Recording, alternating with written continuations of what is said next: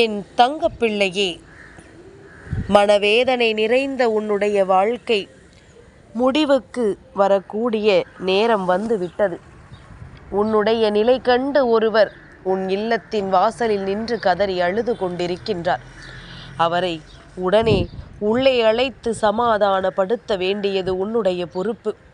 அதை நாளைய தினம் நிச்சயமாக என் பிள்ளை நீ செய்ய வேண்டும். உன்னுடைய மனவேதனையை முற்றுப்புள்ளி வைக்க வருகின்ற இவரை எக்காரணம் கொண்டும் நீ விட்டுவிடக்கூடாது. ஆனால் அது அவர்களின் கண்ணீர் துளிகளின் பலனாக உன் வாழ்க்கையில் நடக்கப் போகிறது என்பதுதான் உண்மை. உன் நிலை கண்டு ஒருவர் கதறுகிறாரா? யார் அம்மா இது போன்று செய்கின்றார்கள்? நாம் விழுந்து கிடந்த ஆளை பார்த்து சிரித்துவிட்டு செல்லக்கூடிய உலகம் அல்லவா இது? நம்முடைய கஷ்டங்களை பார்த்து ஒருவர் வேதனைப்படுகிறார் என்றால் நிச்சயமாக அவர்கள் யார் என்று தெரிந்து கொள்ள வேண்டும் என்று என் பிள்ளை நீ நினைக்கிறாய் அல்லவா? என் குழந்தையே, நிச்சயமாக அதனை உனக்கு சொல்லிவிடத்தானே உன் தாயானவள் உன் முன்னால் வந்து நிற்கின்றேன். இத்தனை நாளும் இந்த வாழ்க்கையில் நீ பட்ட கஷ்டங்களும் பட்ட அவமானங்களும் போதும். இனி என்ன நடக்கும் உன்னை சுற்றி, இந்த வாழ்க்கை உனக்கு என்ன கொடுக்கும் என்பதனை தெரிந்து புரிந்து நீ கடந்து செல்ல வேண்டிய நேரம் உனக்கு வந்து விட்டது. எவ்வளவோ கஷ்டங்களை கடந்தும் எவ்வளவோ துன்பங்களை தாண்டியும் இந்த வாழ்க்கையில் மேலும் மேலும் உனக்கான பல நன்மைகள் நிச்சயமாக நடக்க காத்து கொண்டிருக்கின்றது. நீ நினைக்கின்றாய் உனக்கு யாரும் இல்லை என்று. ஆனால் எனக்கு தெரியும் யாரெல்லாம் உன் வாழ்க்கையில் இருக்கிறார்கள் என்று. தெய்வத்தை தவிர்த்து விடலாம். ஏனென்றால் தெய்வம் எப்பொழுதும் உன் வாழ்க்கையில் இருக்கிறார்கள் என்பது உனக்கு நன்றாக தெரியும். அப்படியானால் இது யார்? இவர்கள் யாராக இருக்க முடியும்? நம் வாழ்க்கையில் இவர்கள் என்ன செய்ய போகிறார்கள்? இவர்களால் உண்மையாகவே நம் அம்மா சொல்வது போல நம் பிரச்சனைகள் தீருமா என்று என் குழந்தை நீ யோசித்து கொண்டிருக்கிறாயல்லவா? உன்னுடைய இந்த யோசனைகளுக்கெல்லாம் நிச்சயமாக நான் முற்றுப்புள்ளி வைக்கிறேன்.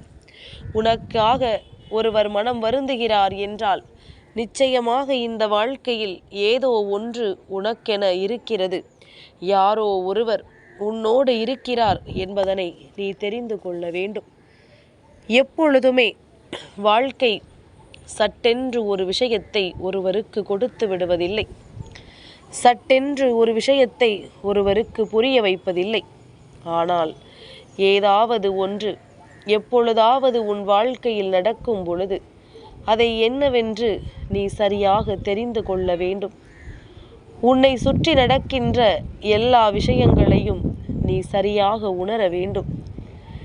என்ன நடக்கிறது, ஏது நடக்கிறது என்பதனை தெரிந்து கொண்டாலே நம்மை சுற்றி நமக்கு நன்மைகளை செய்வது யார், நமக்கு துன்பங்களை கொடுப்பது யார் என்பதனை நம்மால் புரிந்து கொள்ள முடியும். அது புரிந்திருந்தால் நான் ஏன் இப்படி இருக்கிறேன் என்று சொல்கிறாயா? என் பிள்ளையே, புரியும். வாழ்க்கை பல அனுபவங்களை கற்றுக் கொடுத்து விட்டதல்லவா? பல வழிகளையும் வேதனைகளையும் உனக்கு தந்து விட்டதல்லவா? அப்படியானால் இனி எல்லாமும் புரியும். இந்த அனுபவம் உன்னை பக்குவப்படுத்தி இருக்கின்றது. இந்த அனுபவத்தினால் மேலும் மேலும் பல நன்மைகளை இந்த வாழ்க்கையில் நீ பெறத்தான் போகின்றாய். மேலும் மேலும் பல சந்தோஷங்களும் உன்னை தேடி வரத்தான் போகின்றது. உன்னை சுற்றி வருகின்ற எல்லா விஷயங்களையுமே நீ சரியாக புரிந்து கொண்டு உன்னை தேடி வருகின்ற எல்லா நன்மைகளையும் என்னவென்று தெரிந்து கொண்டு அதற்கு ஏற்றது போல எப்பொழுதுமே நீ சரியாக உன்னை பக்குவப்படுத்தி கொள்ள வேண்டும். உன்னோடு என்றும் நான் இருக்கின்ற இந்த நேரம், இனி இந்த வாழ்க்கை உனக்கு என்ன கொடுக்கும் என்பதிலும் உனக்கு தெளிவு வேண்டும். இந்த வாழ்க்கையில் உனக்கு என்ன நடக்கும் என்பதிலும் உனக்கான புரிதல் வேண்டும். எதிர்பாராத பல விஷயங்கள் இந்த வாழ்க்கையில் உனக்கு நடக்கும் பொழுது அது எல்லாமுமே என்றும் என்றென்றும் உன்னை பக்குவப்படுத்தி கொண்டேதான் இருக்கும். கஷ்டமோ சந்தோஷமோ எதுவாக இருந்தாலும் அது உனக்குள் பக்குவத்தை கொடுக்கத்தான் வருகிறது. சரியான அனுபவத்தை தந்துவிடத்தான் வருகிறது என்பதனை நீ புரிந்து கொள். உன் நிலை கண்டும் ஒருவர் கதறுகிறார் என்றால் நிச்சயமாக என் பிள்ளை உனக்கு வாழ்க்கையில் பொறுப்பு கொஞ்சம் அதிகமாக இருக்கின்றது. உனக்காக ஒருவர், உன்னை கவனிக்க ஒருவர் இருக்கிறார் எனும் பொழுது நீ எக்காரணம் கொண்டும் வாழ்க்கையில் எந்த ஒரு தவறுகளையும் செய்துவிடக் கூடாதல்லவா? அவர்கள் உன் மீது கொண்ட அன்பினை நீ ஒருபொழுதும் பொய்யாக்கிவிடக் கூடாதல்லவா? உன்னை சுற்றி என்ன நடக்கிறது, ஏது நடக்கிறது என்பதனை எல்லாம் என் பிள்ளை நீ சரியாக தெரிந்து கொள்ள வேண்டிய தருணம் இது. யார் யார் உன்னோடு நல்ல நட்பில் இருக்கிறார்களோ, யார் யார் உனக்கு நல்லது செய்ய எப்பொழுதும் நினைக்கிறார்களோ, அவர்களை எல்லாம் ஒருபோதும் என் குழந்தை நீ மறந்துவிடக்கூடாது. நல்ல நேரம் நமக்கு எப்பொழுது வந்தாலும் அந்த நேரம் அந்த வாழ்க்கையில் உனக்கான ஒட்டுமொத்த மகிழ்ச்சியையும் நிறைவாக கொடுக்கும் என்பதனை நீ புரிந்து கொள்ள வேண்டும். எதிர்பாராத இந்த வாழ்க்கை உனக்கு என்னவெல்லாம் கொடுக்கிறதோ அதையெல்லாம் நினைத்து எப்பொழுதுமே என் பிள்ளை நீ பெருமகிழ்ச்சி அடைந்து விடத்தான் வேண்டும். மனநிறைவான விஷயங்கள் எல்லாம் உன்னை நிச்சயமாக கொஞ்சம் கொஞ்சமாக வந்து சேரும். உனக்காக இந்த வாழ்க்கை என்னவெல்லாம் கொடுக்கிறதோ அதையெல்லாம் என் பிள்ளை நீ சரியாக பெற்றுக்கொள்ள வேண்டும். மனதளவில் உனக்கு ஏற்பட்டிருக்கின்ற காயங்கள் அத்தனையுமே கொஞ்சம் கொஞ்சமாக உன்னை விட்டு விலகும். நமக்காக யார் யார் இப்படியெல்லாம் நடக்கிறார்கள், யார் யார் நமக்கெல்லாம் இந்த விஷயங்களை செய்கிறார்கள் என்பதனை நீ தெரிந்து கொண்டு அதற்கு ஏற்றது போல என் பிள்ளை இனிமேல் நீ ஒவ்வொரு விஷயங்களையும் சரியாக செய்ய வேண்டும். உன் நிலை கண்டு ஒருவர் கதறி அழுவதற்கு காரணம் உன் வாழ்க்கையில் நடக்கின்ற பல விஷயங்கள். எவ்வளவோ நீ நம்பியவர்கள் எல்லாம் உன்னை கைவிட்டதை கண்டு அவர்கள் வருத்தப்படுகின்றார்கள். நீ யாரை நம்பி ஒவ்வொரு விஷயங்களையும் செய்ய தொடங்கினாயோ அவர்களே உனக்கு எந்த ஒரு விஷயத்திலும் உதவிகளை செய்யாமல் விட்டு விடுகிறார்கள் அல்லவா? அவர்களே எந்த விஷயத்திலும் உனக்கு எந்த ஒரு நன்மைகளையும் செய்யாமல் சென்று விடுகிறார்கள் அல்லவா? என்ன நடந்தாலும் சரி, என்ன வந்தாலும் சரி, என் பிள்ளையே, இவர்களினுடைய இந்த மனவேதனையை நிச்சயமாக நீ சற்று புரிந்து கொள்ளத்தான் வேண்டும். சில நேரங்களில் வாழ்க்கையை ஏனோ தானோ வென்று வாழ்ந்து விடலாம் என்று நீ நினைக்கின்றாய். சில நேரங்களில் இந்த வாழ்க்கை என்ன கொடுத்திருக்கிறது என்பதை புரியாமலேயே நீ இருந்து விடுகின்றாய்.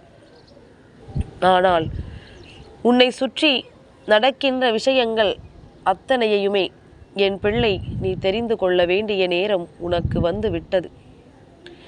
எதற்காகவும் இந்த வாழ்க்கையை நினைத்து நீ வருத்தப்பட்டு கொண்டிருக்க கூடாது. எதற்காகவும் உன்னை சுற்றி நடக்கின்ற விஷயங்களை எல்லாம் எண்ணி நீ கவலைப்பட்டு கொண்டிருக்க கூடாது. உனக்கு என்ன நடக்கிறது, ஏது நடக்கிறது என்பதனை எல்லாம் சற்று நீ உற்று நோக்கி கவனிக்கத்தானே வேண்டும். நாம் என்ன நிலையில் இருக்கிறோம், நம்மை சுற்றி இருப்பவர்கள் எல்லாம் நம்மை என்ன கஷ்டப்படுத்துகிறார்கள், நம்மை பாடாப்படுத்தி இவர்கள் நமக்கு கொடுத்த துன்பங்கள் எல்லாம் நமக்கு நினைவில் இருக்கத்தானே செய்கிறது. அப்படியானால் ஒவ்வொருவரும் நமக்காக ஒரு விஷயத்தை தர நினைக்கும் பொழுது அதை என்னவென்று சற்று நீ கவனிக்கத்தான் வேண்டும். இதுவரையிலும் இந்த வாழ்க்கை உனக்கு கொடுத்திட்ட விஷயங்களை எல்லாம் நினைத்து நீ வேதனைப்படாமல் இனி இந்த வாழ்க்கையில் நீ பெறக்கூடிய நல்ல விஷயங்களை பற்றி சிந்திக்க தொடங்கு. உனக்கு ஏற்பட்ட துயரங்கள், உன்னை சுற்றி வந்து நடக்கின்ற துரோகங்கள், உன் வாழ்க்கையில் இருக்கின்ற எதிரிகள் என்று இவர்கள் எல்லோருமே உன்னை எந்த நிலைக்கு ஆளாக்க நினைக்கிறார்கள் என்பதை பார்த்துதான் இவர் கதறி அழுகின்றார். என் பிள்ளையே, இதற்கு மேலும் உன்னை நான் பொறுமை இழக்கச் செய்ய மாட்டேன். உன் நிலை கண்டு கதறி அழுகின்றவர் வேறு யாரும் இல்லை. உன் இல்லத்திலிருந்து இறந்து போன ஒரு ஆத்மா.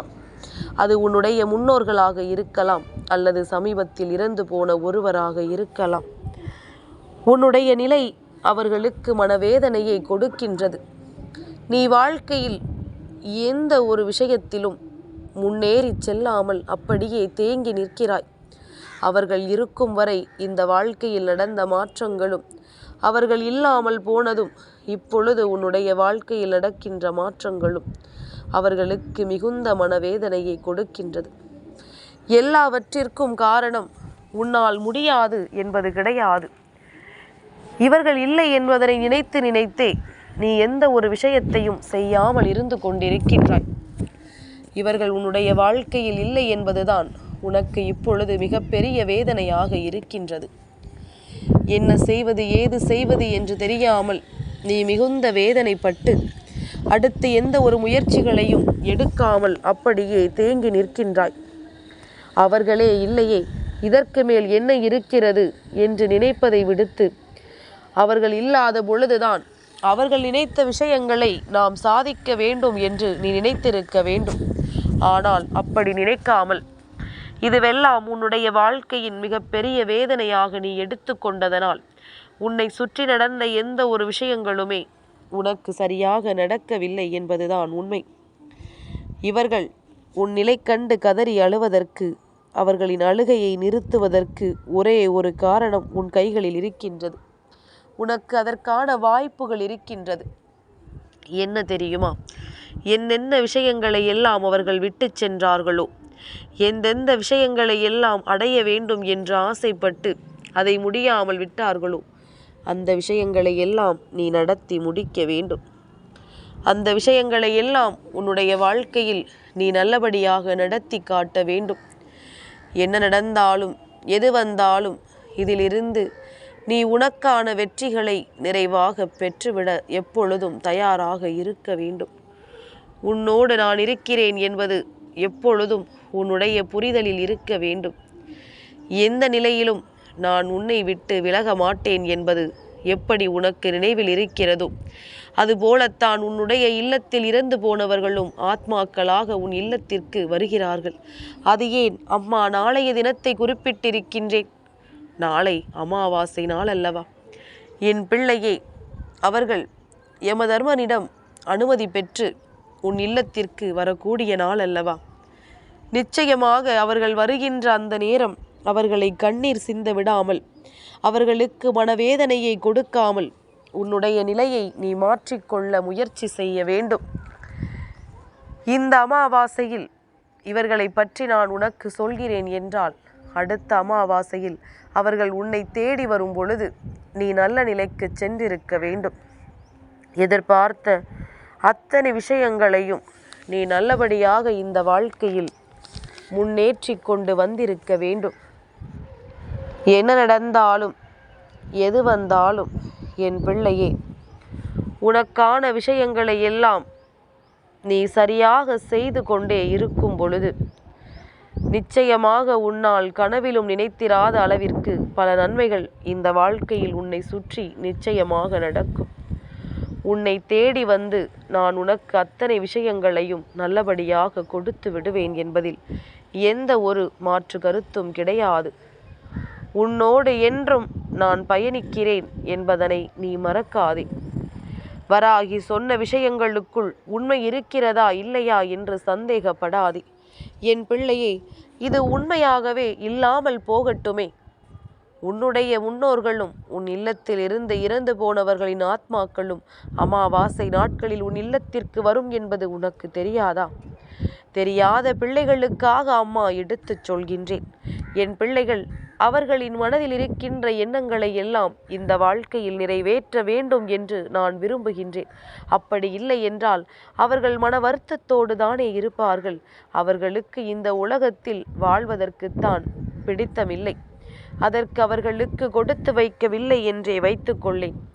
இங்கிருந்து சென்ற பிறகாவது அவர்கள் இருக்கின்ற இடத்திலாவது அவர்கள் நிம்மதியாக இருக்க வேண்டும் அல்லவா? அங்கிருந்தும் உன்னை தேடி தேடி வருகின்ற நிலைக்கு ஒருபோதும் நீ அவர்களை தள்ளிவிட்டு விடக்கூடாது. உன்னை தேடி வந்து அவர்கள் எந்த ஒரு விஷயத்திற்காகவும் மனம் வருத்தப்பட்டு நிற்கக்கூடாது. உன்னுடைய வாழ்க்கையில் அத்தனை நல்ல விஷயங்களையும் நிச்சயமாக இவர்கள் நடத்தி கொடுப்பார்கள் என்பது உனக்கு நிலைவான புரிதலில் இருக்கட்டும். உன்னுடைய எண்ணங்களை சரி செய்து கொண்டு அவர்களை நினைத்தது போல உன் வாழ்க்கையில் நல்ல மாற்றங்களை கொண்டு வா. மனமகிழ்ச்சியோடு இங்கிருந்து செல்வார்கள். அமாவாசை நாளில் அவர்கள் சந்தோஷமாக இருப்பார்கள். என் தங்கப்பிள்ளைக்கு இந்த வராகி அம்மாவினுடைய ஆசீர்வாதங்கள் எப்பொழுதும் உண்டு.